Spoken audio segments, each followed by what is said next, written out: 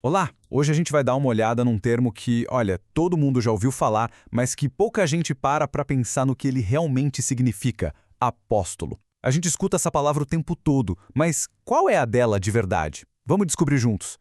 Para começar, vamos direto na fonte, né? Este versículo de Efésios é o nosso ponto de partida. Repara que a função de apóstolo está ali lado a lado com outras que a gente conhece bem melhor, como pastor e mestre.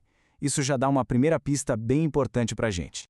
Pois é, aí que está a questão central. A gente tem uma boa ideia do que um pastor faz, do que um mestre faz, mas e o apóstolo? O que torna esse papel tão diferente? É essa pergunta que vai guiar a nossa conversa aqui. Beleza, então para a gente pegar o fio da meada, o primeiro passo é ir lá na raiz da palavra. De onde ela veio?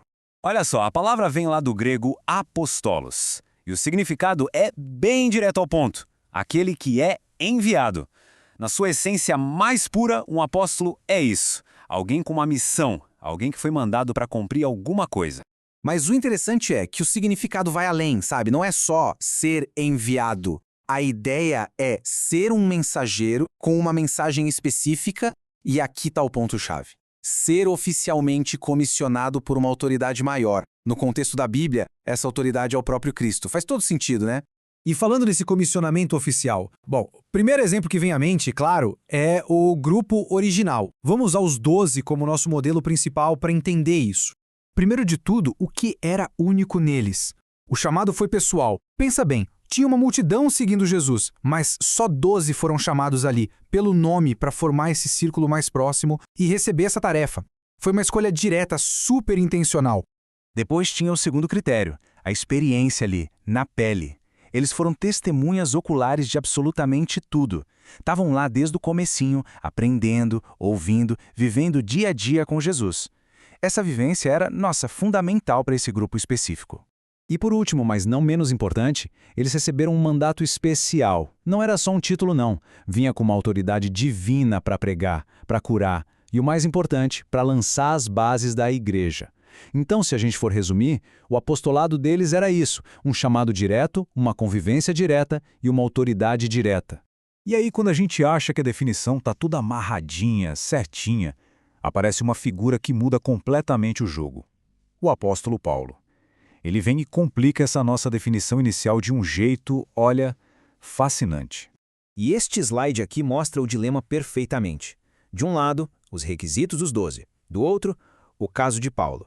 Ele não se encaixava nos critérios originais, certo? Ele não andou com Jesus, não fazia parte daquele grupo. Só que as credenciais dele eram igualmente poderosas.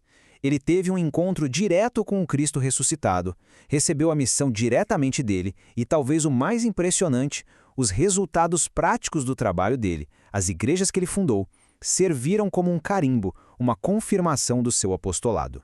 E aí fica a pergunta: como é que a gente resolve esse quebra-cabeça? De um lado, um modelo super restrito com os 12, do outro, um modelo bem diferente com Paulo. Bom, a resposta está numa distinção muito importante que a teologia faz. A análise das fontes mostra o seguinte: o papel dos 12 é visto como um ofício histórico único. Pensa assim, como se eles fossem o alicerce de um prédio. O alicerce é colocado uma única vez só, né? A ideia é essa. Foi um cargo fundamental para a fundação da igreja, algo que não foi feito para ter sucessor. E aqui, gente, está a chave da questão. Enquanto o ofício histórico dos 12 acabou ali com eles, o dom apostólico, aquela função de ser enviado que a gente viu lá em Efésios, esse sim continuou. É esse dom que explica o ministério de Paulo e de outros e que, segundo a análise, continua ativo. E isso, claro, nos leva para a pergunta final. Se o dom continua, o que isso quer dizer hoje em dia? Será que ainda existem apóstolos no mundo moderno? Olha, segundo o material que a gente está analisando aqui, a expressão moderna desse dom apostólico aparece principalmente na figura do missionário pioneiro. Sabe, aquela pessoa que é enviada para cruzar fronteiras, sejam culturais ou geográficas, para levar a mensagem onde ela ainda não chegou e abrir novas frentes. E as fontes até dão exemplos bem concretos para a gente visualizar isso. Nomes como John Wesley, na Inglaterra, William Carey, conhecido como o pai das missões modernas, Hudson Taylor, lá na China, e trazendo mais para perto, Gunnar Wingren e Daniel Berg, pioneiros das Assembleias de Deus aqui no Brasil.